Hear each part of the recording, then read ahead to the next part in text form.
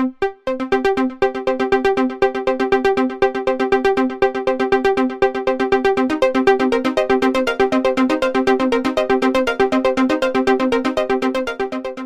will be 16 years since the Durban AIDS Conference was held by the International AIDS Society.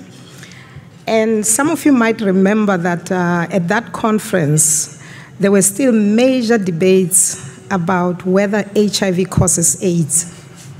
That's what the debate was. There was another major debate as to whether should Africans actually get antiretroviral therapy, or should they just continue to prevent and not get treatment, because people were concerned that drugs brought to Africa may round trip to Europe and therefore reduce the cost and the prices of drugs. Those were the debates that were going on at the time. There was also a debate as to whether should we provide nevirapine to reduce mother-to-child transmission. It was so wonderful when Mr. Mandela came at the end of the conference to close it, to begin to say, we are going to address HIV in reality. We are going to make sure that people in South Africa get treatment. And everyone was very excited. And that changed the course of HIV management in Africa. It did, and since then, we've seen a lot of progress. We've seen, as Chris has indicated, access to antiretroviral therapy increasing dramatically in Africa. In fact, if you look at the figures, you'll see that we've got about 9 million people that have been saved, 9 million lives that have been saved in sub-Saharan Africa as a result of provision of antiretroviral therapy. We've seen universal rollout of antiretroviral therapy in Botswana, Namibia, Rwanda, Swaziland, and Zambia. In other words, more than 80% of the population of people living with HIV and AIDS in those countries are able to access antiretroviral therapy.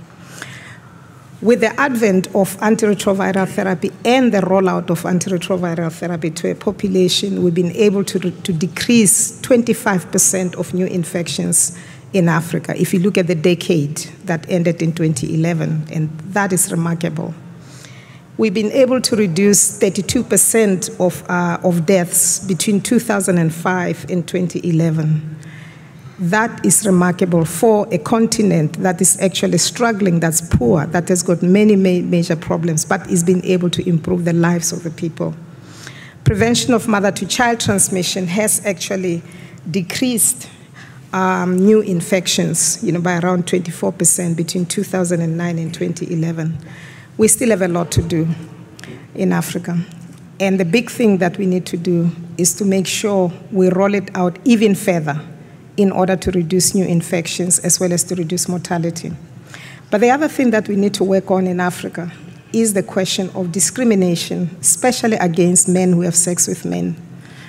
Many African governments are really treating people who are living with HIV and AIDS, and people who have men who have sex with men are treated so badly in Africa that we need to do something about it. They are even tightening the regulations and making it very difficult to be able to leave people who have sex with men who have sex with men to actually get treatment, to get care, to even decide to have sex with another man.